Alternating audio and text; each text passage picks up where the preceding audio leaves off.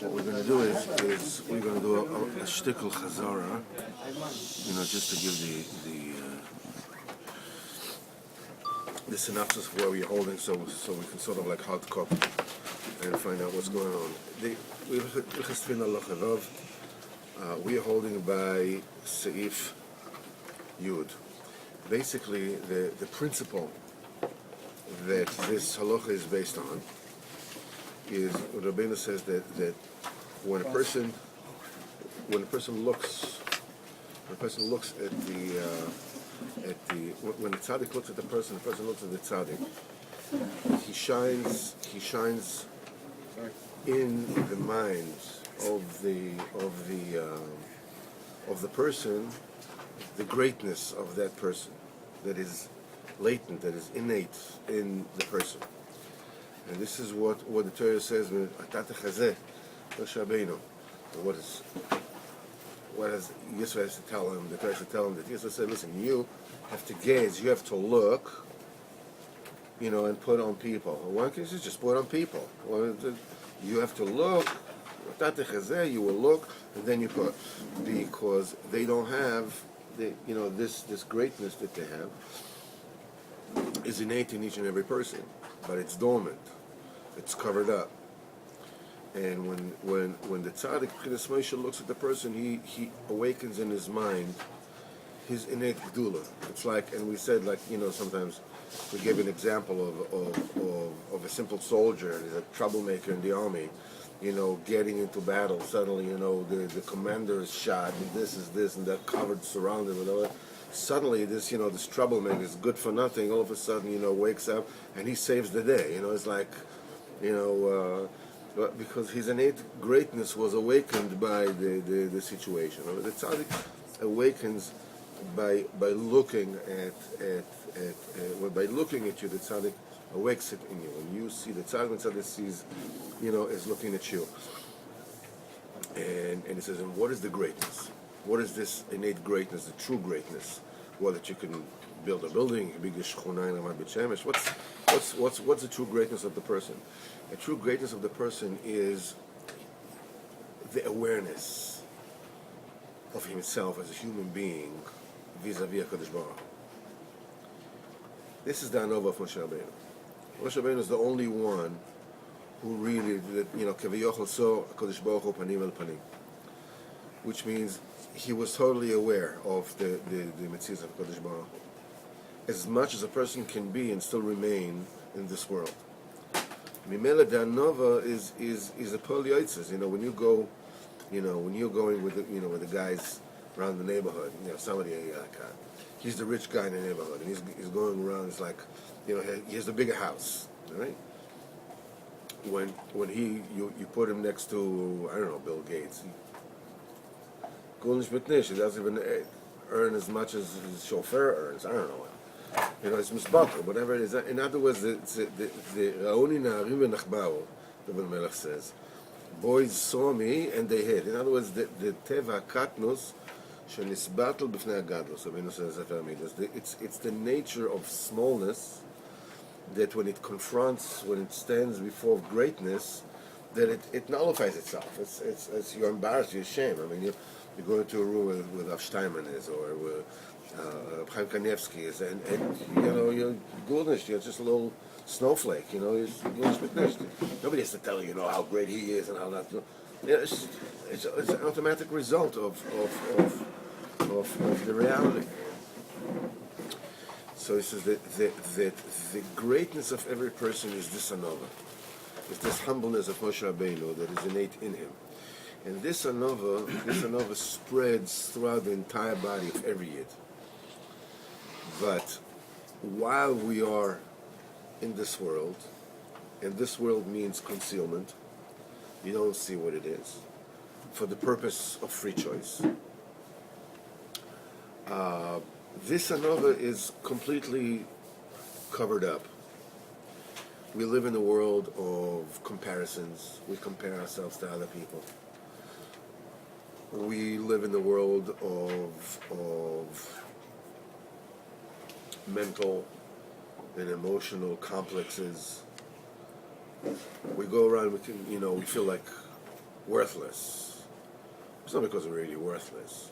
We're worthless because we have an inferiority complex. There's some kind of a problem, that how in the household there's always a child that the father would say, why can't you be like him? But, I mean, the words we say and some of the things that with dust and with worms and with dirt, some of the prayers, some of the things... Beseder, but because we're trying to hammer in a little bit of a true notion of what it's really about. It's not about, the Rebbe says, Anova doesn't mean listlessness, doesn't mean depression, doesn't mean inferiority complex. Anova means you really know your place, you realize your place. We can go around this world feeling guilty for nonsense. I mean, so we get to know that we're all in the dust and we're all the ones, and therefore Yeah, I'm all right. but I don't know if this is it, but the point is that we go around this world feeling guilty, not because we did necessarily something wrong. For the problem is that for the real wrong that we did, we don't really feel guilty. It's because, maybe your father told when you were a kid, what did you do? Okay, so from now on, you read Kodesh Baruch Hu becomes the what did you do? That's it. It's the entire life. What did you do? When you sit on a bus and somebody says, "Where's my wallet?" and you check your pockets just in case. Who knows? Maybe I took it. I don't know. Maybe I didn't pay attention. I don't know. It's like, you get to feel guilty for nothing, and the things you really need to feel guilty about, you don't. It's garnished. I think there's definitely an element, a big greater element of guilt with the Jewish people. We have this Jewish guilt. The Jewish guilt comes. No. The Jewish guilt comes from conscience. The Jewish guilt comes from the kedusha of the Jewish people, because as somebody once said, you do the something Jewish wrong, you person feel it doesn't leave you. It's always higher. I'm not talking about that. I'm talking about Either kedusha, either this, whatever. But a Jewish person is always higher. He's always obligated. A Jew is always obligated. But we have Jewish guilt when we haven't done anything. We feel guilty for things we haven't done. Well, it's something you don't know that you've done. When the perspective gets skewed, then you look for things to feel bad about. What do you mean? It's when you're not aware of the relation between you and the Kodesh Baruch Hu. No, you feel something's not okay. You think something's not okay. But you're not sure what it was. So you feel you start looking. Not only this, but is Rabbeinu says in Sipurei Masiyot that Maaseh Mechiger, the story of the cripple, that there was a sand that whoever steps on it becomes a tzaddik. There was a sand that whoever steps on becomes crazy, insane. And there were robbers that robbed this particular hero of the story. So what he did was he took a little bit of the tzaddikim sand and the meshuggah sand, mixed it up and put it on their way with the robbers as they come out of their lair. And they came out, and the minute they started, it became tzaddikim. They started, whoa, what did we do? We killed people, we robbed, whatever it is. He said, but because they were crazy, they blamed each other. In other words, it's your fault that we did that. So the siman of craziness is that you clap al chet on somebody else's chest. He's the one. He's the reason why we did that. If only you wouldn't do this, everything will be okay. In relation between husband and wife, many times the kilkul hashalom blamed his wife right off. The kilkul hashalom is because it's if only he would be this, or if only she would be that way, everything would be okay. Yeah. There are the assumption of I just so we can get this on camera. You're saying that women that are constantly blaming their husbands for everything are crazy.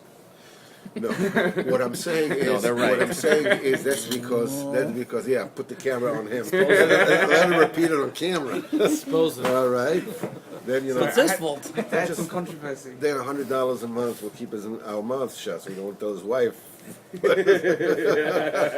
Extortion. Have a little racket going on, a little extra income.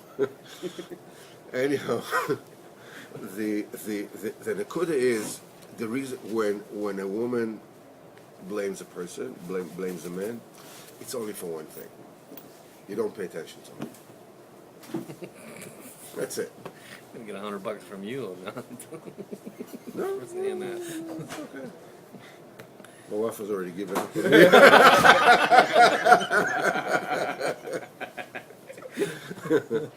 No, it's. You're not getting 100. Hang on. Check it out. How you get My wife 100 says- out of me? You know something? I'm a vi, all right? See, when my wife says go away, she means stay. Right. Okay. It's all about that. It's all about that. But you have to understand something. That if a person wants to have a good life with his wife, should give her attention and be 100% responsible for everything. If a wife wants to have good marriage with her husband, she should be also 100% responsible for everything. You don't do 100%, but you're responsible for it. In other words, you have a responsibility that everything will be done. It doesn't matter. I do, you do, whatever it is. The problem is when you start feeling your separateness. You know, I don't want to do the dishes if I'll really be disagreeable and I really be like nasty. So she'll go do the dishes rather than tangle with me, right? Yeah, okay, great, you won. But you lost. Yeah. You know, and this is our relationship is full with that.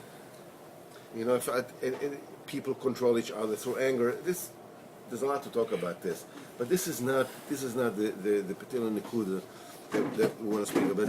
When a person has an awareness of where he is in the world, vis-a-vis HaKadosh Baruch Hu, the result is total anova, and this particular anova is an aspect of Adam Arishon before the Chet. Adam Arishon was HaKadosh Baruch Hu panim al panim. He wasn't even aware that he was naked. What does it mean? There was no awareness of a self there. Or rather, there was awareness of a self that we cannot understand. This was the awareness of Adam Rishon before the Chet. The minute they made the Chet, they were separated from the Kodesh Baruch Hu, they got awareness of themselves. They said, whoa, we are naked. This is what the Kodesh Baruch Hu told Adam Rishon after the Chet, Mi gid lecha ke'romata. You know, how did you gain this perspective of separateness that somebody from the outside told you that you're naked? The Chet caused the disassociation of Kodesh Baruch Hu. Strange question. In the way it's fake, who told you? Who told you? He's Like, trying to get him to realize that. It's not just that. It's me gid lecha. There's a secret behind this, because me is the chokhmah. Me he gid lecha. You're looking for chokhmah. The eyes. Right? The eyes open, Hashem Chochma Ne'emar. As me, the in of Chochma, let's not get into this. We're going on a tangent. It's not Noigea. But the point is that kind of separateness, and that separateness is the essence of death, of Misa. That's Sitra de Moisa. That the minute that Adam Arishon, you know, and was involved with he committed the Chet. He ate from Etz Hadas. The minute he ate from Etz Hadas, he fell in under the existence of death. That's it. He's immortal. He can jump up and down. He can make billions of dollars. He can buy soccer teams. He can do whatever he wants. Buy himself a little submarine. Whatever he wants, he can do. But there's no running away. He exists in an existence of death, of blindness. That humility that is latent inside the intrinsic inside, that humbleness of Moshe Rabbeinu that is in every single ever of every single person, is basically right now under the spell of death. Like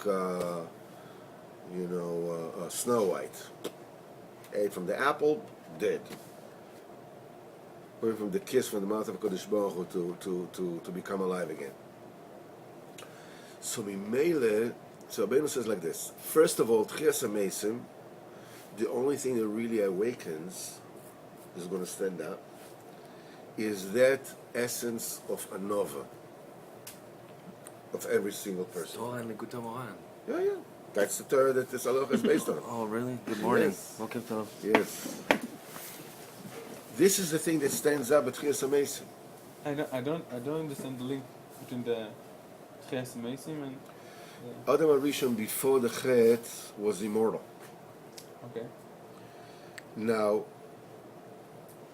the essence of Adam HaRishon that is immortal is a connection between him and HaKadosh Baruch Hu. Okay. A connection that cannot be denied. A connection that is just in there, Okay. to the point that total awareness of HaKadosh Baruch Hu, total awareness of where he is vis-a-vis HaKadosh Baruch Hu. That he could say about himself the greatest praises and not feel a thing. It's nothing. It's like Moshe Rabbeinu saying, And this is Anava? this is Anava. This is the true Anava. True Anava is that you realize Your place. You realize that as great as you might be, you're nothing compared to Kodesh Baruch Hu. We gave here this marshal of the Baal HaTanya. What the Batchan said. What the Rebbe knows. What I know, the Rebbe knows. What the Rebbe doesn't know, I don't know. But You took it with the only difference is what the Rebbe knows and I don't know. What is it when compared to what is told to know? In other words, Moshe Rabbeinu always looked to HaKadosh Baruch Hu. When Moshe Rabbeinu says, the Medrash says, how could Moshe Rabbeinu was Onov Mikol Adam be more than anybody else? Because whenever it was a comparison to anybody else, whenever it was ever compared to anybody else, his comparison was, I'm more aware of HaKadosh Baruch Hu than anybody else. Mimela more chayav than anybody else. Because the chiyuv comes out of awareness. The more awareness you have, v'svivasav nis'ara ma'od, right? The proximity of HaKadosh Baruch Hu is a hairbreadth. In other words, but tzaddik HaKadosh Baruch Hu is medakdek very, very much. Kechut ha'sa'ar, right? The closer you are, the more the closer you are in the palace of the king, the more you have to watch your behavior. A little bum in the end of the state, whenever somebody's breaking rock. No sense, what do you expect from him? A minister in the house of the king is a whole different kind of ballgame. So the Indian of Moshe Rabbeinu did not compare himself to other people. When he compared himself to other people, he always had this relation between him and the Kodesh Baruch Hu, this awareness between him and total awareness. Moshe Rabbeinu was an open keli. Moshe Kibel Messina. Did he know? What? Did he know that? You asked me already once before, and I told you I don't know. You want me to tell something else? Yes, I know. What did I tell you? I didn't ask you yet. Yes, you did. Oh, So what did he know? Was he aware of that? That he was like that? I wasn't going to say that. No, it says All right, embarrassing in front of my everybody. question is really with regards to the other people. Did he saw himself as a distant from Hashem, but did he also have another, like man to man, did he think that he was the best? Did he know he was the best person for the job, or did he think other people were? No, of course he knew. Moshe Rabbeinu did not kid himself. Rabbeinu says, "Anova" doesn't mean shlimazalnikis. So that doesn't mean like this listlessness. Of course he knew. He told his own praises to Am Yisrael. He spoke in first person. Of course he knew. Torah Dalet answers that question. Exactly. Of course he knew. But the point is, but it didn't mean anything. I mean, let's say that you're sitting together with a billionaire. And you can say, my neighbor makes 4,000 shekels a month. I make 4.5. Can you dig that? Are you like, man, is that something? The whole thing becomes nothing. Moshe Rabbeinu was open with HaKadosh Baruch Hu. The HaKadosh Baruch Hu was revealed to him at all times. Ad kedei kach, and he said, you stay with me. The Shekhinah is ready to speak to Moshe Rabbeinu at all times. In other words, he's a totally open keli.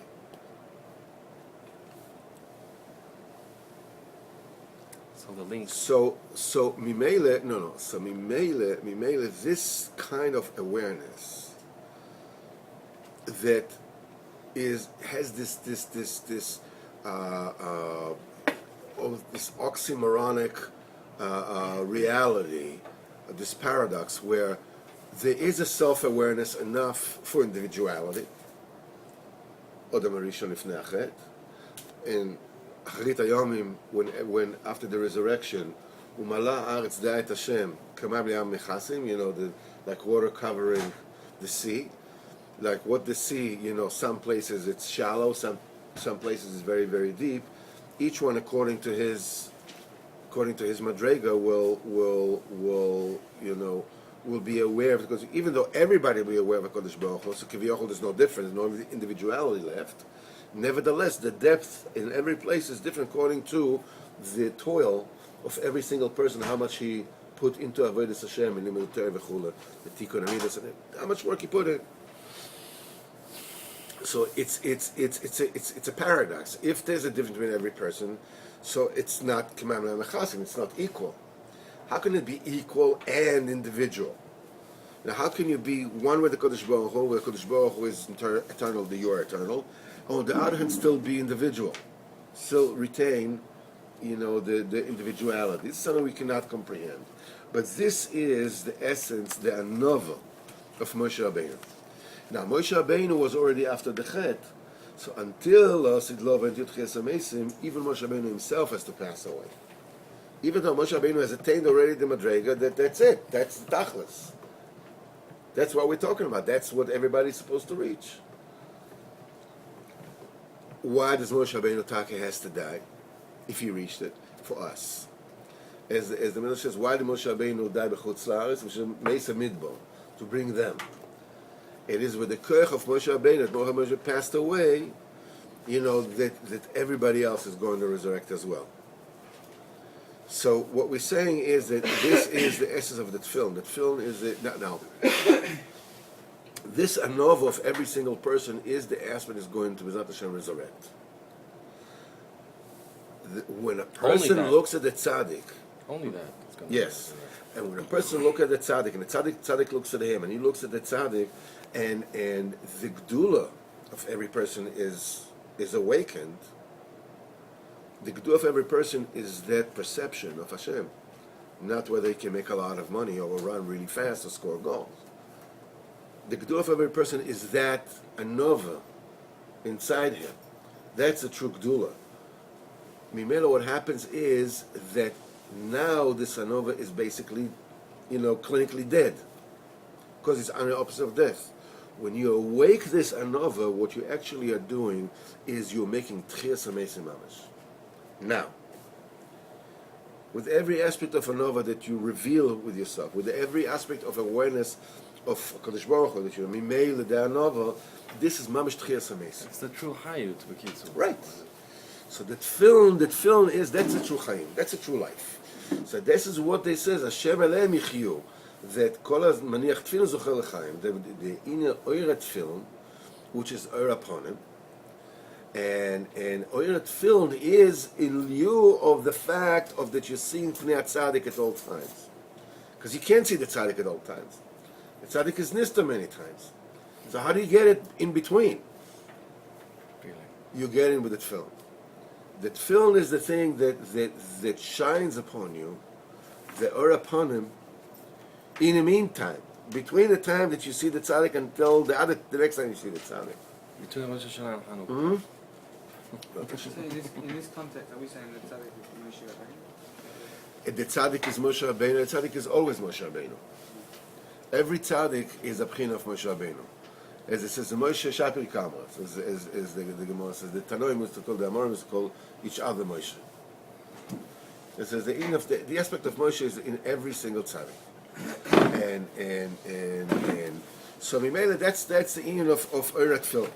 And what does it do? In the Tefillin you have the Shin and the Dalet and the Yud. That's the quintessential Nem Kodesh that are associated with film as Shem Shaka. Shin Dalet Yud. What is the Shem Shin Daled Yud? Shin Daled Yud is Sheyesh Dai Be'elokus L'chol Bria. In other words, that my godliness is totally enough for every creation. In other words, you don't need anything more. When you're totally aware of HaKadosh Baruch Hu, you don't need anything else. You don't even need food. You don't need clothing. You have whatever clothing HaKadosh Baruch Hu gives you clothing. In the middle, the clothing grew with them, right? Moshe Rabbeinu gets such an awareness. He went 40 days and 40 nights. He didn't eat bread, didn't drink water. 40 days. Why? Because Pnei Hashem. Ad kedei kach that when the Zkanim came up on Har Sinai, he said, "V'yachzu et Hashem Elokei Yisrael, v'yachlu v'yishtu." So Targum says, what do you mean that they feasted from the sight of HaKadosh Baruch Hu, tachat raglov, kelid masa libesasapir, v'chule, whatever the description is in Matan Torah. It says they saw him, says the Midrash, ki'ilu achlan v'shatan, as if they're drinking and eating. What is this? What are you saying? As if they're eating and drinking. Where does it say that? The Targum. So v'yechlu v'yishtu doesn't mean, they watch Hashem says, okay, yo, Feast. give me some more rice. So that's the shade. A little more couscous over here, please. Wow, that's a good chicken. That was. It's not, that they had a shindig. They wanted to go, waiter. That's not what happened there. Because he filled them up with life. Oh, so the Targum says that they saw Hashem, and they were satiated. They were satisfied as if they ate and drank. He says the in of Shem Shaka sheyesh dai be'elokos l'chol bria. That when you reach that kind of exposure to HaKadosh Baruch Hu, you don't need anything else. And Reb Nosson talks about Am Yisrael, the Madrega that will be Zoicha La'asid Lavai. And he goes into a realm that basically words cannot possibly describe. And this is Be'inyan od Ad sheyiv lo sifsasechi belo madai. V'arikos lechem brocha ad blidai. The Midrash says, what is it? What's the pshat? Ad sheyiv lo sifsasechi belo madai. Until your lips will wither. From saying stop. From saying, die, speak. So Nelson says, I never understood. What kind of bracha is this? In other words, I give you so much that your lips will wither. What's the bracha that your lips will wither? What kind of bracha is this? You told us this once. You told us this once, I forgot. Yeah, Nelson writes, it's here. Yeah, what is it? Oh, Mamash Paul? Yeah, it's here. Sif Ched. I've been gone for a while, huh? Yes, you were.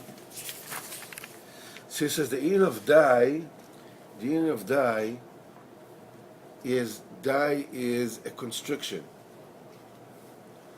Enechinami, it's a gewaldige constriction, which enables a human being to remain an individual while receiving his total satisfaction from HaKadosh Baruch Hu.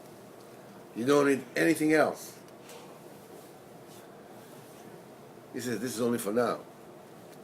But la'asid lava, the die, which is The constriction. which was a constriction of this world. It says that the dibur, the klei dibur, which is the thing that constricts, it separates. We said it many times before. Hashem created the world with dibur, because dibur is a thing that separates. You speak to somebody else. We said that a baby doesn't have awareness at all, that anything exists outside of himself until he starts speaking. Mama, Dada. That's somebody else, that's me. They're gonna go to a bitul. They go to such a bitul that the diba won't exist anymore. like They there will won't be exist no anymore. Anyway, יענו למעלה מכל הצמצומים הקדושים. אבל רגע, שיגיעו לביטול כזה עד שיפסיקו ממנו, לומר די. Wow, that's amazing. See, the more you realize yourself, the more you speak, ביטול is... and the more you become an ani. Like He a says gaiva. ואי אפשר לדבר בזה יותר כלל. He says it's impossible to talk about this anymore. Because you're talking about... Shut up, Dave.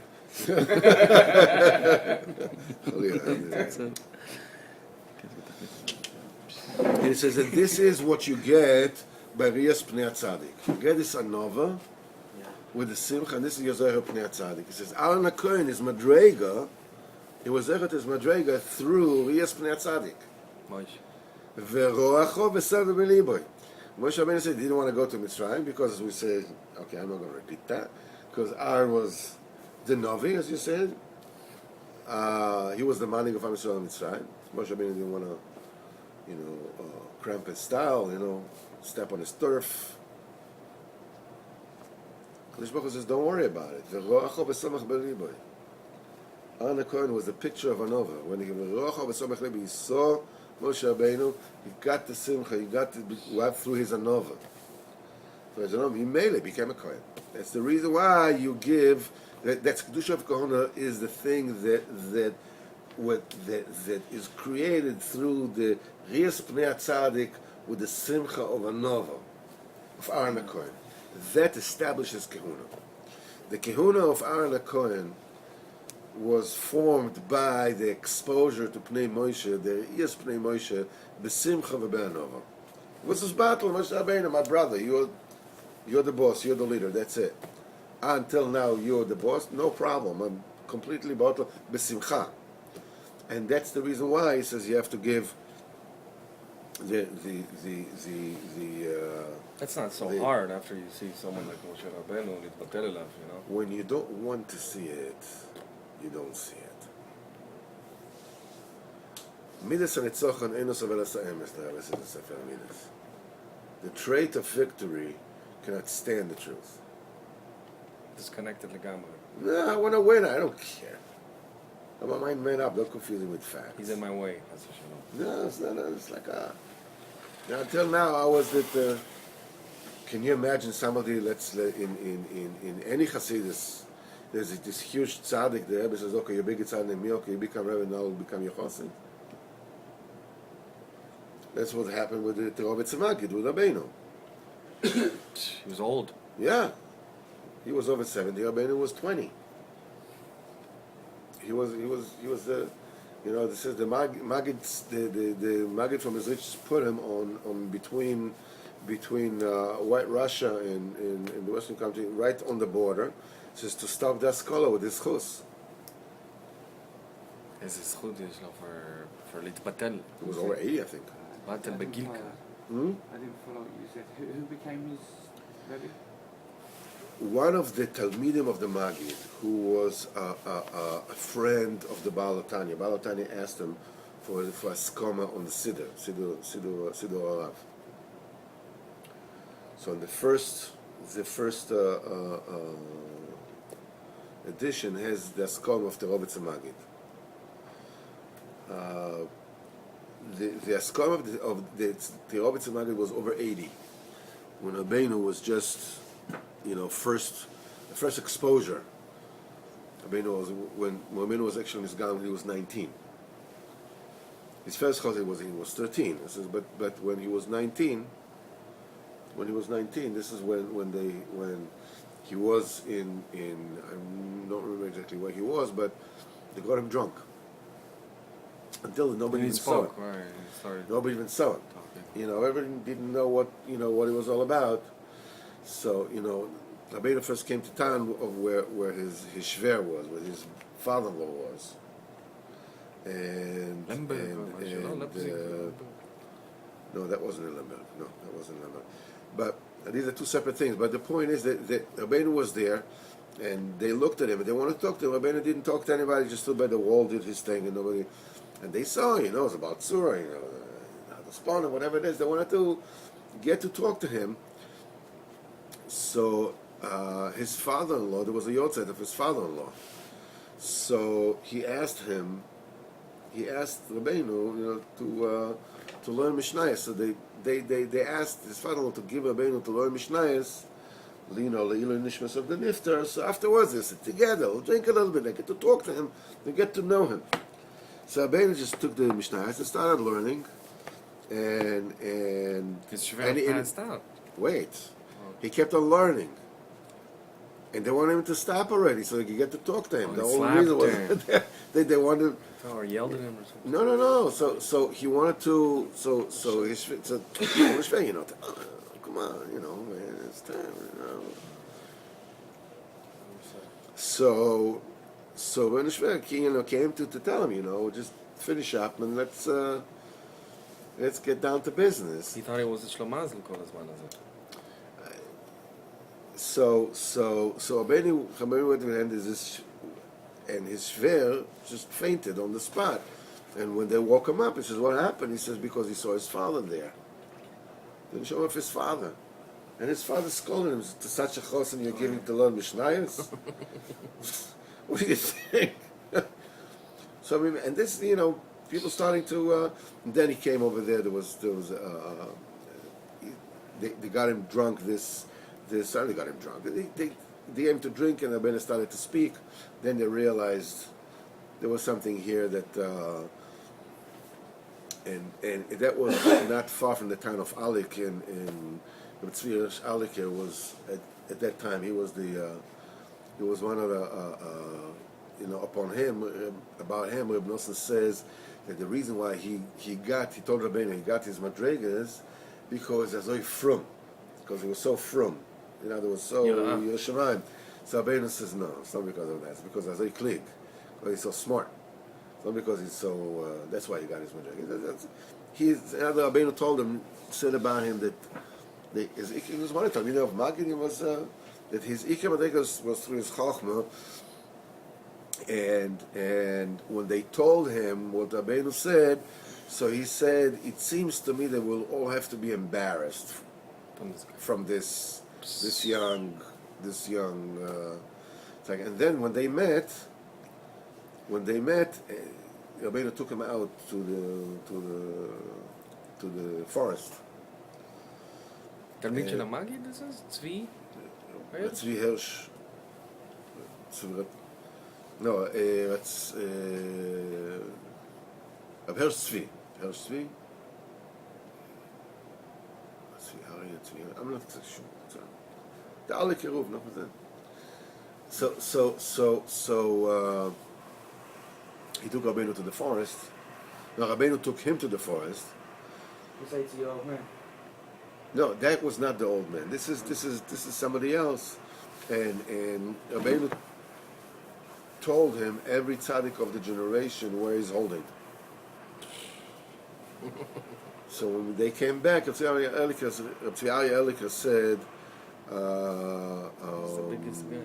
the Hersh Leib, Tzvi Elika said, Vayichkam mikol odom is tzivanik for him. To say about Rabbeinu, Vayichkam mikol adam, זה מעט מדי להגיד עליו. So when the Tirovetz Magid met him, he was the only one of the Tzaddik Ador that was misbattled. He had a yearly standing appointment between him and the Baal Tanya. That once a year he would come to him one year, and and the other year this one would come to this one to get together. Two Chaverim, the Baal Tanya and the Tirovetz Magid. Tirovetz Magid became the Rebbe's Talmud. Became his chassid. When the Torah Rabbeinu came from Eretz Yisrael, he ran outside without. No, he wasn't sick. He ran outside without a hat. He was without a hat, without the cover. He just ran, for the Rebbe's carriage. He says that Reb Nosson used to be the teifes, the zeichel. The Rabbeinu used to speak, and Reb Nosson would remember everything, and then he would write it down, and he showed it to Rabbeinu. Rabbeinu would correct it. The Tirovetz Magid was not a kid. All right, and I'm not talking about age-wise. I'm talking about. The Reb Simcha Balev told me. He says, "Lo ya yeled." He says, that he came out, and he said he heard Rabbeinu speak, and he said, I think to his son-in-law, was also a chassid of Rabbeinu. He said, I heard the Torah Rabbeinu, and he says, and I saw fire coming out of his mouth. That's it. He says, I saw fire coming out of his mouth. And this Rabbi Shimon says, הוא לא היה ילד. זה לא מדומיין. It's not, it's not Talmidei HaMagid. He says, he saw fire coming out of his mouth. And he says, in Motzi Yontev, he says, I see this Ingeman running with papers in his hand. There's Rabbi Nosson. He says, running around with a sheaf of papers in his hand. And he says, I took a look at it. He says, the fire was on paper. He says, he put the fire on paper. Rabbi Nosson put the fire on paper. The Gdul of Rabbeinu for the Torah, and the Gdul of Rabbi Nosson of putting the, in other words, when he was already on the book, the fire was on in the he saw the fire on the paper. Torah Aleph, Malchut, I don't know which Torah it was. I don't think it was Torah Aleph, but I don't know. No, not that it was, but no, this is the way that the Rabbi Natan had the way of thinking. Okay, בסדר גמור. So it says, this is how we're zecher to the king. That's the reason why you give the firstborn, the Kedusha Zabachor, you give to the Kohen, to be Mekadesh the Kohen, because it says this, because the Indian, the true Anov of the Tzaddik comes through the Shmiras Abris of the Tzaddik. That's the thing that enables him to be the conduit. Just to explain that, we'll take another shir. We will not do that. What we are going to do this shir was like a synopsis of a little bit until now, in the nutshell. So hopefully, tomorrow we can go on and continue. A little Likutei Moharan? All right.